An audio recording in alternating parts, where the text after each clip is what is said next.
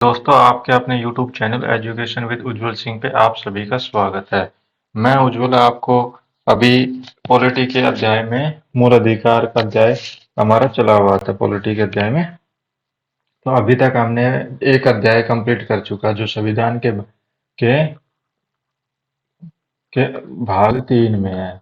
भाग 3 में 14 से 18 जिसको हमने कहा गया था समता का अधिकार दिया हुआ था। ये जो हमने क्लियर कर चुके हैं अभी इसको, ठीक है। या इसकी वीडियो हम आपको डिस्क्रिप्शन में या हमारे यूट्यूब चैनल पे जा करके आप देख सकते हो। पूरी कंप्लीट है, एक आर्टिकल की एक एक वीडियो बनी हुई है जो ब्रीफली बताए हुए, जिसमें आपको करंट अफेयर का भी कुछ ऐड किया हुआ है उसमें। तो आज हम पढ़ रहे हैं एक नए आर्टिकल के हम उसमें। अच्छा, नया आर्टिकल कहाँ से शुरू होता है? आपको आज देखो, मैंने न्यूज़पेपर की कुछ कटिंग लगा रखी है, अगर आपको दिख रही होंगी। जैसे कि ये हिंदू कॉलेज है दिल्ली में, वहां पर 15 स्टूडेंट को सस्पेंड कर दिया गया। वहां पे उसको मतलब कुछ टाइम के लिए हटा दिया गया। किस बेस पे? इनडिसिप्लिन में, मतलब वहां पे यूनियन के चुनाव हो रहे थे, तो उन्होंने कुछ वहां पे हड़ताल वगैरह में किसी बच्चे को मार पिटाई हो गई, तो उस हिसाब को लेकर के वहां पे इनको अब सस्पेंड कर दिया गया इनको। अभी यहाँ पे एक न्यूज आ रही है, आपने दैनिक जागरण का न्यूज पढ़ रहे होगे, उसमें ये राजनीतिक फंडिंग का स्रोत है, वो नागरिक को जानने का अधिकार नहीं है। मतलब राइट टू आरटीआई के तहत, राइट टू इंफॉर्मेशन के तहत ये क्यों लाया गया, कब लाया गया, इसके बारे में आज हम बात करेंगे। और एक दूसरा है, जो हमारे उपराष्ट्रपति जी हैं, वो कह रहे हैं कि जगदीश धनखड़ जी ये कह रहे हैं कि जो लोगों को है ना, न्याय पे भरोसा करना चाहिए। सड़कों पे उतरने की, जाम वगैरह, हड़ताल वगैरह करने से पहले जो देश का सर्वोच्च न्यायालय है, सुप्रीम कोर्ट है, उस पे उनको विश्वास करना चाहिए। तो ऐसा ही क्यों खबरें आई हुई हैं, तो इसके बारे में हम आपको बताएंगे आज, ये कहाँ से शुरू होती है और ये कैसे कैसे आती हैं, और आरटीआई का अधिकार कैसे आया, और ये अगर इसको सस्पेंड किया गया है तो कैसे, क्यों किया गया है, तो इसके बारे में हम जानेंगे। तो न्यूज़पेपर पढ़ने की आपकी एक समझ विकसित होगी। देखो, हमारे संविधान में एक, मैंने बताया कि एक फिलोसफी की तहत संविधान बनाया गया है। अगर आप उसको फिलोसफी को समझ गए तो आप पूरा कॉन्स्टिट्यूशन समझ जाओगे। अगर वो नहीं समझ पा रहे तो आपको कभी कॉन्स्टिट्यूशन याद नहीं होगा, क्योंकि इसमें हमारे यहाँ पे 395 अनुच्छेद है।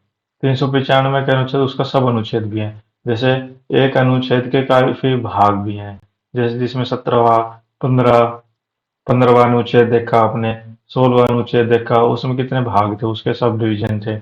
उसी तरह अभी जहां तक हमने समानता की बात की, समानता में जिसमें आपको नागरिक टू नागरिक हो गया, ठीक है, पर्सन टू पर्सन हो गया। उसके बाद उसका जो कुछ विशेष सामाजिक स्थिति, सोशल पर्सन की जो भी स्थिति थी उसकी हो गई, उसको समानता लिया दी गई। उसके बाद उसको रोजगार दिलाया गया, एम्प्लॉयमेंट में इक्वलिटी ला गई, ठीक है। उसके बाद उसकी जो रिलीजन है, रिलीजन में इक्विटी लाई गई, इक्वल लाई गई। अभी बचा क्या?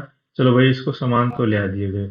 अभी जो भी चीज है, जैसे पर्सन टू पर्सन, या जो सोशल है, सामाजिक, तो उसमें किस परिप्रेक्ष्य को बोल पाएंगे, तभी तो वो अपने समान इक्वल भाषा में लेकर के आएंगे। अगर कोई एक आदमी है, एक पर्सन है यहाँ पे, वो अपने बोलने का उसको अगर अधिकार ही नहीं है, कुछ एक्सप्रेस करने का अधिकार नहीं है, स्पीक करने का या एक्सप्रेस करने का उसको अधिकार नहीं है, तो वो अधिकार कैसे प्राप्त होंगे?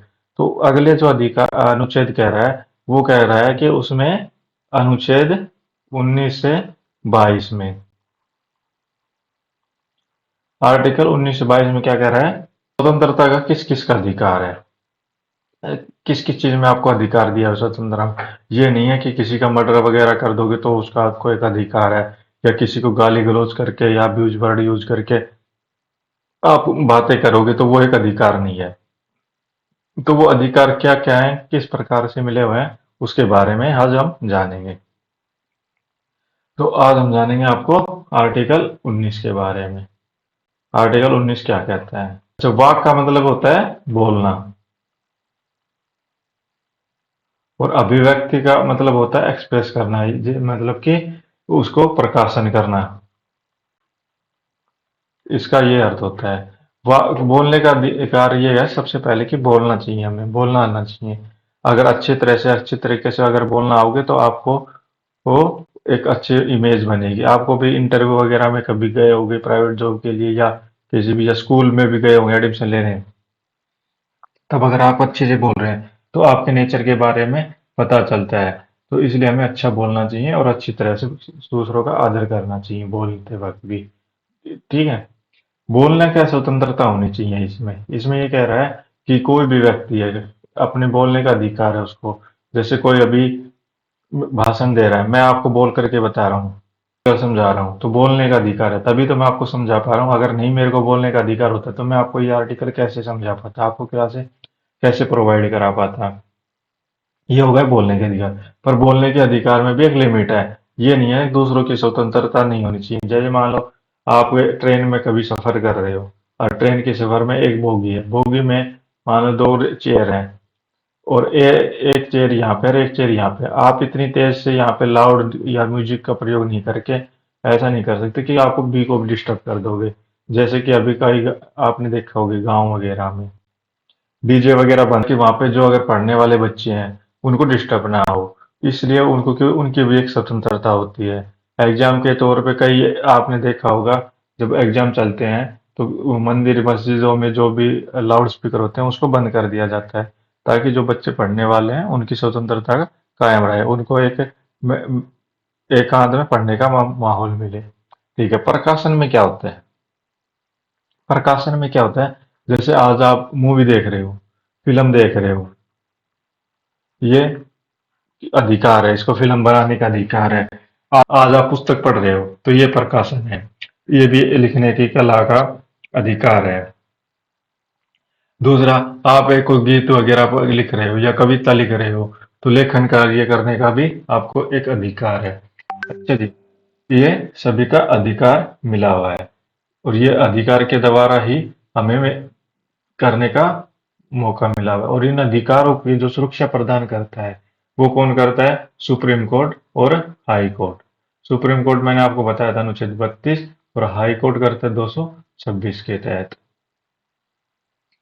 ठीक है जी। अच्छा, फिल्म की बात आती है। जैसे पुस्तक में तो क्या है कि अगर उसको गलत वगैरह पुस्तक छपी है तो उसको कोई परचेज करेगा ही नहीं। लेखन कला अगर गलत कर रहे हो तो वैसे उसको कोई पसंद नहीं करेगा। तो उसी को ध्यान में रखते हुए जो मेन चीज है वो फिल्म है। फिल्म में क्या है, कुछ प्रतिबंध लगाए गए हैं। फिल्मों पे अगर कोई गलत वगैरह बना दी गई तो उस पे प्रतिबंध कौन लगाएगा? तो इसका एक पूरा कानून के द्वारा नियम बनाए गए हैं। सुप्रीम कोर्ट ने कहा कि जो फिल्म का जो प्रतिबंध है वो सुप्रीम कोर्ट में या हाई कोर्ट के अंदर नहीं आना चाहिए, क्योंकि ये अलग संस्था है, प्रकाशन का इनका अधिकार दिया गया है। तो इसके लिए एक अलग संस्था बनाई गई जिसको सेंसर बोर्ड कहते हैं। सेंसर बोर्ड कहते हैं। सेंसर बोर्ड क्या करता है, जो भी कोई फिल्म बनती है उसको जांच परख करता है। उसके पहले वीडियो उसको दिखाई जाती है, उसको ऑडियो सुनाई जाती है, और उसके बाद उसको सर्टिफिकेट दिया जाता है। सर्टिफिकेट देने के बाद उसको पब्लिक में दिखाया जाता है, क्योंकि ये जो फिल्म है ये आप देखने जाते हुए तो एक कमरा सा होता है बंद, जिसमें शांत सा कमरा होता है। वहां पे अच्छी से डीजे वगैरह की फैसिलिटी, साउंड की फैसिलिटी करके वहां दिखा जाती है। और वो एक पर्सन होता है, और जिसमें सिर्फ फिल्म देखता है तो उसकी जो ध्यान शक्ति है वो बढ़ जाती है। बढ़ने के बाद अगर उस पे कोई गलत इफेक्ट पकड़ना हो तो वो इफेक्ट उस पर जल्दी पड़ेगा। तो उसको ऐसे से बचाने के लिए एक सेंसर बोर्ड बनाया गया, ताकि ऐसी कोई दुर्घटना ना हो। इसलिए सेंसर बोर्ड लेकर गया। ठीक है जी। उस पे इस पे ये कहा गया है न्यायालय के द्वारा, हमारे सुप्रीम कोर्ट के द्वारा कहा गया है कि जो ये फिल्म है, फिल्म बनी, मान के चलो अभी एक ही फिल्म है, अभी का फिल्म का जो जो नई फिल्म है आई है, आपके मान के चलो कोई जवान फिल्म है या ओ माई गॉड है। अभी इससे पहले एक फिल्म आई थी, उसकी राम सेतु। जो जिसमें एक राम का जो किरदार था, लक्ष्मण का किरदार है, उसका सभी का किरदार चेंज कर दिया गया। तो उसमें क्या क्या लोगों ने बहुत ही इसका विरोध किया गया कि हमें पसंद नहीं आई, तो इस फिल्म को बंद कर देना चाहिए। तो इससे क्या होगा कि जो प्रोड्यूसर है, जो फिल्म बनाते हैं या जो प्रकाशित करते हैं, उनका मोरल डाउन हो जाएगा। तो ऐसे बचने के लिए सुप्रीम कोर्ट ने कहा है कि अगर किसी को कोई पसंद नहीं आए तो उसका ये अधिकार नहीं है कि वो जाकर के हड़ताल वगैरह कर दे। उसको पसंद नहीं आ रही है, वो अपने घर पे बैठे, घर पर बैठ करके अपने एंजॉय करे और मूवी देखे, वो मत देखो उसी को। या उसको पाबंद करने का कोई अधिकार नहीं है। या किसी की सहमति हो, ये नहीं कि भाई कोई 10 आदमी इकट्ठे हो गए, 10 पर्सन, 10 व्यक्ति खड़े हो गए, भाई ये पसंद नहीं है, चलो हड़ताल करके इसको बैन करवाते हैं, तो बैन कराने का भी अधिकार नहीं है ऐसा। और सबसे बड़ी बात जो है, ये जो अधिकार है 91 कॉलम 1 के अनुसार, जो आपको ये अधिकार दिया गया है वाक्य में अभिव्यक्ति का, ये एक निरपेक्ष अधिकार है। क्या है?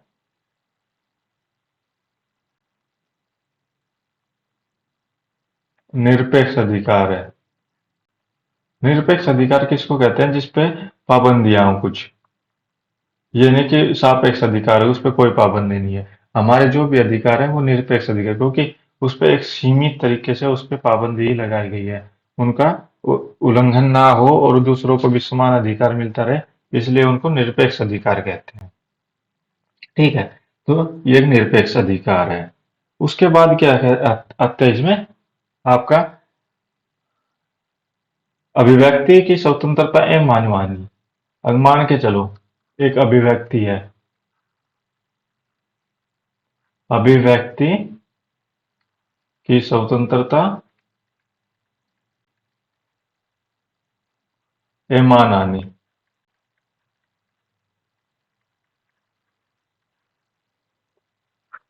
अभिव्यक्ति की स्वतंत्रता तो मैंने आपको बता दी, जो जो व्यक्ति के बोलने की स्वतंत्रता, एक्सप्रेस करने की स्वतंत्रता है वो। मानहानि क्या होता है? जो जिससे किसी का भाई बोलने के द्वारा, अगर कोई बोल रहा है या स्पीच दे रहा है, उसमें कोई ऐसे अपशब्द नहीं होने चाहिए, या गाली गलौज नहीं होनी चाहिए, या दूसरे बहुत ही ज्यादा क्रिटिकल भी नहीं होना चाहिए कि उसके पूरा विरोध ही हो जाए।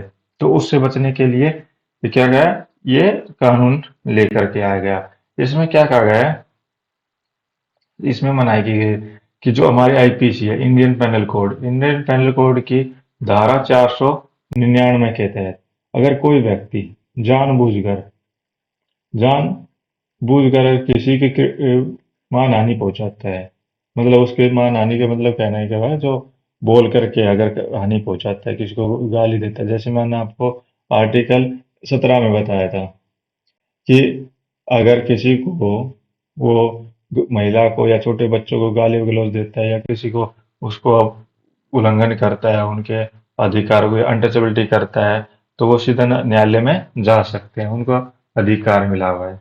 तो ऐसे ही अगर किसी की जानबूझ करके आपको मानहानि करते हो, तो उसमें धारा कौन सी लगी? आईपीसी की 499। और इसके तहत क्या है? 2 वर्ष की सजा प्लस आर्थिक दंड, दोनों इसमें दे सकते हैं। या 2 वर्ष की सजा भी दे सकते हैं, आर्थिक दंड को माफ कर दी सकते हैं, या आपको आर्थिक दंड दे करके 2 वर्ष की सजा को माफ कर सकते हैं। तो इसमें क्या कहा है कि इसमें क्या कहा गया है कि अगर किसी के द्वारा कोई बोलने पर, स्पीच देने पर, या जनता को भाषण देने पर अगर ऐसा कहा गया है, तो उसको ये धारा लागू होगी, व्यक्ति की की स्वतंत्रता है मानहानि में। अच्छा जी। इसके अनुच्छेद के अंदर और क्या क्या आते हैं? अभिव्यक्ति की अभिव्यक्ति की स्वतंत्रता एवं देशद्रोह। एक आपने कानून सुना होगा देशद्रोह का, ये धारा 124 ए के तहत, आईपीसी, इंडियन पेनल कोड की धारा 124 ए के तहत। तो ये कहाँ से आई गई?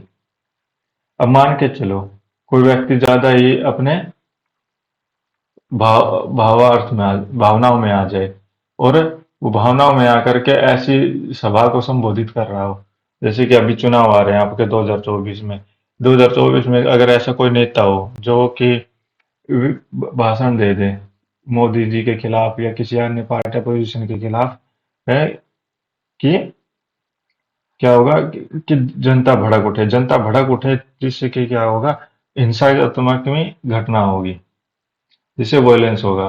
तो वॉयलेंस को कम करने के लिए या जनता का विद्रोह को कम करने के लिए ऐसे भाषण ना दिए जाए, तो इसलिए सुप्रीम कोर्ट के द्वारा या हमारे संविधान से सभा के द्वारा भी व्याख्या की गई है इसके द्वारा। और ये जो कानून है, इसमें क्या है, आईपीसी, कौन सा कानून, आईपीसी 124 ए, इसके तहत क्या है, अगर कोई सभा को संबोधित कर रहा है, सभा को संबोधित कर रहा है और वो उसने अपने उत्तेजना वक्त उत्तेजना वाले शब्द उसने प्रयोग कर रखे हैं, तो उसमें क्या होगा कि जनता हिंसा में बदल जाएगा। हिंसा में बदले होगी तो किस किस प्रकार की हानि होगी वो आपको पता है, जो मैंने आपको एक वीडियो में बताया था कि अगर एक हिंसा होगी तो सबसे पहले होगी जो वहां पे लोग रहे, तो वहां पे उनकी मान हानि होगी। मान हानि होने के बाद जो बिल्डिंग वगैरह बनी हुई है उसको तोड़ फोड़ करेंगे तो उसकी धन संपदा जाएगा, सृष्ट जाएगा। उसके बाद जो गरीब हैं, जो कमजोर लोग हैं, उनकी डेथ हो जाएगी। उसकी डेथ होने के बाद जो सामाजिक स्थिति है उन लोगों उनके जो परिवार की, वो कम हो जाएगी, खत्म हो जाएगी, जिससे क्या होगी, भुखमरी और अशिक्षा का प्रभाव होगा। जिस चीज को बचाने के लिए हमारे संविधान निर्माताओं ने धारा 124 के तहत उनको कानून बनाया गया है। और इसमें क्या कहा गया है, अगर जो विधि के द्वारा स्थापित सरकार, विधि द्वारा स्थापित सरकार, अब विधि क्या है, ये मैंने आपको अनुच्छेद 13 में बताया गया था। इसकी व्याख्या मैंने आपको अनुच्छेद 13 की, जो मैंने वीडियो में जा करके देख सकते हो, के खिलाफ उत्तेजना उत्तेजना वाले शब्द का प्रयोग नहीं कर सकते, और उसके बाद घृणा, मानहानि अथवा दुर्भावना का व्यवहार नहीं कर सकते। अगर आप वो करते हैं तो इसके तहत क्या होगा, 3 वर्ष की सजा। अगर कम किया गया है तो उसको 3 वर्ष की सजा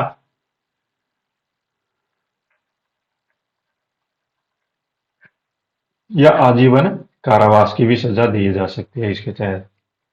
ये जो कानून है, ये हमारे यहाँ पे कब आया गया, 1860 से बनाया गया। किसके द्वारा, ब्रिटिश गवर्नमेंट के द्वारा।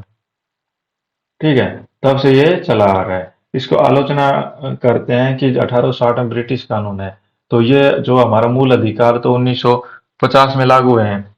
अगर जो भी मूल अधिकार में ये भी कहा गया है, तो मैंने आपको बताया था कि अगर कोई पूर्ववर्ती विधि है, मतलब 1860 की जो विधि है, अगर मूल अधिकारों का उल्लंघन होता है तो ये 1860 वाली जो विधि है ये समाप्त हो जाएगी और हमारे मूल अधिकार बने रहेंगे। तो इसमें इसी को एक परिप्रेक्ष्य बनाते हुए दो आलोचक कहते हैं कि ये विधि को समाप्त कर देना चाहिए। और ये विधि है, ये विधि कहाँ कहाँ पे अभी समाप्त कर दी गई है, यूके में भी समाप्त कर दी गई है, यूएसए में समाप्त कर दी गई, न्यूजीलैंड में भी समाप्त समाप्त कर दी गई है ये, और कनाडा में भी समाप्त कर दी गई है। ठीक है, ऑस्ट्रेलिया में भी समाप्त कर दी गई है ये हमारे। तो काफी देशों में जो विकसित देश हैं वहां पे भी अगर समाप्त कर दी चुके हैं, तो भारत को भी इसको समाप्त कर देना चाहिए या इसमें संशोधन करना चाहिए। क्योंकि ये कह रहा है कि अनुच्छेद जो, एक तरफ तो जो हमारा अनुच्छेद है, आर्टिकल है, आर्टिकल 19(1)(a) हमें वाक एवं अभिव्यक्ति की स्वतंत्रता देता है, और दूसरी तरफ हमारी ये छीनने की भी स्वतंत्रता की बात कर रहे हैं। तो इससे हमारी जो स्वतंत्रता है वो तो लोग बाग कंफ्यूज हो रहे हैं कि हमें क्या बोलना चाहिए और किस दायरे में बोलना चाहिए। तो इसलिए कह रहे हैं इसको मैं संशोधन करना चाहिए। संशोधन के तहत या इसको पूरी तरह से व्याख्या करनी चाहिए, क्या क्या शब्द इसमें आएंगे। तो ये है। अच्छा जी, इसके दूसरा और क्या आता है इसमें, इस आर्टिकल में हमारे यहाँ इसमें प्रेस की स्वतंत्रता। आपको देखा होगा जो ये न्यूज़पेपर वाले हैं या जो न्यूज़ सुनते हैं आप, ठीक है, न्यूज़ सुनते हो तो इसकी स्वतंत्रता कहाँ से आ रही है, ये किस कैसे अपनी न्यूज़ का ये कर रहे हैं। तो इसको भी आपको सोचा होगा, कभी देखा होगा, जैसे मैं अभी आपको पढ़ा रहा हूँ तो मेरी भी तो एक न्यूज़ की तरह से मैंने आपको पहले न्यूज़ पढ़ाई कि न्यूज़ को कैसे ले, क्या क्या न्यूज़ आ रही है, उसका न्यूज का प्रयोग। ठीक है। ये क्या हुआ कि 1951 से ही, जब से संविधान लागू होने के 1 साल बाद से ही, कि संविधान सभा के जो सदस्य थे, उस टाइम पे उन्होंने क्या महसूस किया कि इस पे है ना थोड़ा प्रतिबंध लगाना चाहिए, मतलब इसको नियंत्रित करना चाहिए, कंट्रोल करना चाहिए। अगर मन मर्जी से अगर प्रेस कुछ भी कहने लगे तो जो देश की जनता है वो भड़काऊ हो जाएगी और उनमें विद्रोह हो जाएगा। तो उसको कम करने के लिए क्या किया 1951 में, इस पे एक कानून बनाया गया। कानून क्या था उसके बारे में आप लिखो। प्रेस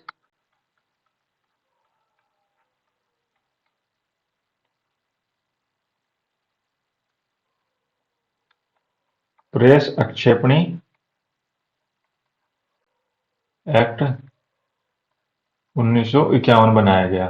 ठीक है, इसको थोड़ा यहाँ पे कंट्रोल किया गया। और इसमें क्या किया गया कि जो अधिकार आर्टिकल 19(1) ए में है, वही प्रेस के को अधिकार है। उसे को कम भी नहीं किया जा सकता, उसके ऊपर कोई टैक्स वगैरह भी नहीं लगाया जा सकता। इसी को आगे संशोधन किया गया 1976 में। और इसका एक अलग से कानून बना दिया गया, जिसको मैं बोलते हैं प्रकाशन सामग्री आक्षेपणी अधिनियम। एक अलग से इसका अधिनियम बना दिया गया। ठीक है। अब इसमें क्या क्या फर्क है आपको ये सोचना चाहिए। ये एक्ट है और ये अधिनियम है। ये संविधान संशोधन के द्वारा बनाया गया है। ये नॉर्मल अपने एक्ट लेकर के आया गया, जैसे कि अध्यादेश होते हैं, वो उसके द्वारा लाया गया है। और ये एक अधिनियम पूरे अलग संविधान संशोधन के द्वारा लाया गया है। इसमें क्या कहा गया है कि प्रेस को एक अलग से स्वतंत्रता नहीं दी गई। दूसरा, इसमें जो आर्टिकल 19(1) ए के तहत जो भी स्वतंत्रता है वही इसको दी गई है। उसके बाद इसमें क्या हुआ, सुप्रीम कोर्ट ने कहा है इसमें, सुप्रीम कोर्ट के द्वारा प्रिंटर्स मैसूर प्रेस में कहा गया है कि प्रेस को क्या है जो मानहानि के नियमों से छूट नहीं है। मान लो ये इसमें जो मैंने आपको अभी बताया था मानहानि का, उसमें अभिव्यक्ति की स्वतंत्रता मानहानि धारा 499 के तहत इस पे भी केस चलेगा। अगर कोई प्रेस है, जैसे कि कोई ए नाम की प्रेस कंपनी न्यूज न्यूज वाली है, और ये कोई अलग से कोई खबर लेकर के आए बना दे, जैसे कि अभी वो है केरला में बम ब्लास्ट हुआ है, तो केरला में अगर बम ब्लास्ट हुआ है, तो अगर कोई न्यूज, ये ए वाले न्यूज वाले हैं, इसको किसी को विशेष धर्म के इससे जोड़ दिया जाए। ठीक है, इससे कोई एक्स धर्म से जोड़ के और के बता देगा इस वाले धर्म से वालों ने यहाँ पे किया है, और उस धर्म को और और वाई वाले धर्म को खत्म करने के लिए किया है, तो इसमें मानहानि की नुकसान हो जाएगी। तो मानहानि ऐसा नहीं हो, तो इसलिए इस पे प्रतिबंध लगाया गया है, और इसको ये अधिकार नहीं दिया गया कि इसको मानहानि करने का अधिकार है। ये किसके द्वारा कहा गया है, सुप्रीम कोर्ट के द्वारा। ठीक है। दूसरा क्या गया है कि दूसरा केस आया था अपने कम्युनिस्ट के द्वारा, कम्युनिस्ट पार्टी ऑफ इंडिया में क्या कहा है, इसमें क्या कहा सुप्रीम कोर्ट ने कि जो ये जो प्रेस है, मीडिया है, उसको हड़ताल और बंद करने, मतलब कि रोड जाम वगैरह करने का अधिकार नहीं है। कि ये नहीं है कि न्यूज वाले इकट्ठे हुए 5-7 और वो अपने खड़े होकर के और रोड जाम कर दिया, तो ऐसे उनको अधिकार नहीं दिया गया है। दूसरा सबसे मेन और इम्पोर्टेंट क्या है, जैसे कि ये न्यूज वाले हैं, तो इसको एक नियंत्रण करने वाली भी तो होनी चाहिए, इसको तो जांच भी तो करने वाले चाहिए। तो इसकी जांच कौन करता है, सेंसर बोर्ड। और सेंसर बोर्ड किस किस की भी करता है, फिल्मों की भी जांच करता है तो और न्यूज की भी जांच करता है। तो आपको ये याद रखना चाहिए, सुप्रीम कोर्ट से जाने से पहले इसको से फिर सेंसर बोर्ड से गुजरना पड़ता है। अच्छा जी, मेन जो चीज है वो प्रेस को क्या आजादी दी गई है। आजादी क्या दी गई है? इसको आजादी बोलते हैं, स्वतंत्रता बोल देते हैं कि क्या दी गई है। तो सबसे पहली चीज है, प्रेस को व्यक्तिगत स्वतंत्रता कम नहीं किया जाता। मतलब जो प्रेस को आज स्वतंत्रता दे दी गई, उसकी जो व्यक्तिगत स्वतंत्रता है, जो व्यक्तिगत स्वतंत्रता को कम नहीं किया जा सकता, उसको बढ़ाया जा सकता है। ठीक है। जैसे कि आज हमारी जो प्रेस है वो कहीं भी जा सकती है, कहीं भी न्यूज रिपोर्टिंग कर सकती है, किसी भी मामले में रिपोर्ट कर सकती है। इसका मतलब ये कह सकते हैं कि अगर एक गवर्नमेंट एम्प्लॉय की है, ठीक है, गवर्नमेंट एम्प्लॉय की आज सैलरी अगर 2 लाख रुपए है, तो उसका ये कम नहीं किया जा सकता कि वो 1 लाख रुपए ये 90,000 कर दिया जाए। तो ऐसा उसका नहीं किया जा सकता। तो गवर्नमेंट में आप अपने वकील भी, वो जज भी लगा सकते हो और ग्रुप डी का भी लगा सकते हो, क्योंकि ये संचित निधि से इनकी इनकम जाती है। दूसरी क्या है इसमें स्वतंत्रता, इसके ऊपर अलग से कोई कर नहीं लिया जा सकता। अलग से कोई कर नहीं है। इसका जो कर है, कर क्या कौन सा है? जो औद्योगिक कर लगता है।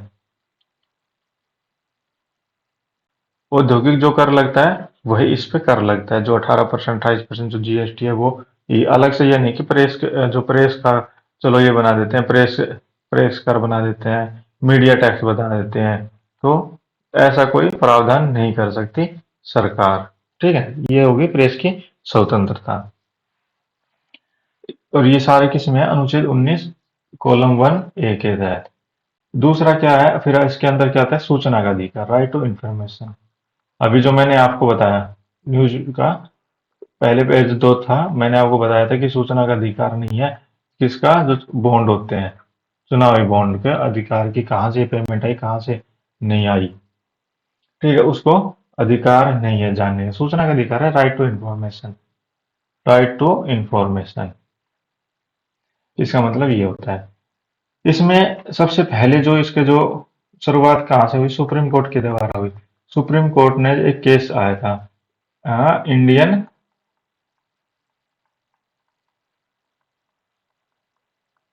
इंडियन एक्सप्रेस वाद आया था। ये एक न्यूज का है, तो उसके लिए आया था ये। तो इसमें क्या था कि तो सुप्रीम कोर्ट ने कहा इसमें कि जो मीडिया है, मीडिया के द्वारा अलग अलग जगह पे इंफॉर्मेशन निकाली जाती है। तो और सरकारी कार्यकाज भी किए जाते हैं। ज्यादा गवर्नमेंट समाजवादी हो रही है, समाजवादी के तहत उनको मुहैया कराए रहे हैं, जनता के लिए अलग अलग स्कीमें चलाई जा रही हैं। तो उसको पेमेंट कहाँ से आ रही है और सरकार इतनी पेमेंट कहाँ पे खर्च कर रही है, ये सबको जानने का अधिकार है। तो सुप्रीम कोर्ट ने कहा कि सरकारी कार्रवाई जानकारी प्राप्त करने का अधिकार है। क्यों प्राप्त करने का अधिकार है? इसमें सबसे बड़ा तो फायदा क्या होगा? जो लोकतंत्र है हमारा, आपको पता होगा विश्व का सबसे बड़ा लोकतंत्र, लोकतांत्रिक देश भारत है। लोकतंत्र को मजबूती मिलेगी कि दूसरा जो गवर्नमेंट है, गवर्नमेंट और पब्लिक है, पब्लिक, गवर्नमेंट और पब्लिक के बीच में क्या होगा? जो ट्रस्ट है वो मजबूत होगा। ठीक है, कि भाई हमारी जो सरकार है वो सही तरीके से पैसा खर्च रही है। तो इससे क्या होगा? उनके दोनों के बीच में विश्वास की भावना ज्यादा होगी। अच्छा जी, ये तो सबसे पहले तो सुप्रीम कोर्ट ने इसको कहा कि सरकार को एक ऐसा कानून बनाना चाहिए। जैसे कि अभी सुप्रीम कोर्ट कह रही है कि 3% जो आरक्षण है वो विकलांगों को भी सरकार ने देना चाहिए। जब तक ये 10% ईडब्ल्यूएस को दिया है उसी से। फिर उसके बाद सरकार ने किया 2005 में कानून बना देगा आरटीआई, राइट टू इंफॉर्मेशन। इसमें क्या है कि आपका जो सरकारी कार्यकाज है, जो आपके ग्रुप डी से लेकर के एक पीएम तक, आप ये जान सकते हो कि ये पैसा कहाँ पे कितना यूज हुआ। क्या आपका जो कोई क्रिमिनल रिकॉर्ड है, तो उसको जान सकते हो कि मेरा क्या कहाँ पे किस कोई फाइल वगैरह लगाई गई है। जैसे कि अभी आधार कार्ड के अभी डुप्लीकेट हुए हैं, डाटा लीकेज की प्रॉब्लम आ रही है। तो समस्याएं आ रही हैं आधुनिक भारत में, तो उसको आप जान सकते हो कि ये समस्याएं कहाँ से आ रही हैं और ये हमारा लिंक कहाँ कहाँ से फेल हो रहा है, या जो हमारे सरकारी अधिकारी हैं, पुलिस है, वो कैसे काम हो रहे हैं। आप आपने एफआईआर आज लिखाई, और एफआईआर लिखाने के बाद आपको एक अधिकार है कि मेरी एफआईआर पे कहाँ कहाँ तक के कार्य हो चुका है। तो आरटीआई के तहत एक छोटी सी आरटीआई लगती है, 5, 10, 11 रुपए की। उसके द्वारा आप अपना पूरी जो एफआईआर है उसके बारे में जानकारी प्राप्त कर सकते हो। तो ये तो हमारा अनुच्छेद, कौन सा अनुच्छेद था ये, मैंने आपको बताया, अनुच्छेद 19 कॉलम 1 ए के बारे में मैंने अभी तक ये बता दिया है, वाक्य एवं अभिव्यक्ति, कि हमें बोलने और एक्सप्रेस करने की स्वतंत्रता क्या क्या है, उसमें क्या क्या इंक्लूड कर रखा है सरकार के द्वारा और हमारे संविधान के द्वारा। जो भी नए बदलाव किए गए हैं वो मैंने आपको करा दिया गया नए बदलाव के साथ। अगर आपको ये वीडियो कैसी लगी, तो अगर अच्छी लगी है तो हमारे वीडियो को लाइक करें और चैनल को सब्सक्राइब करें।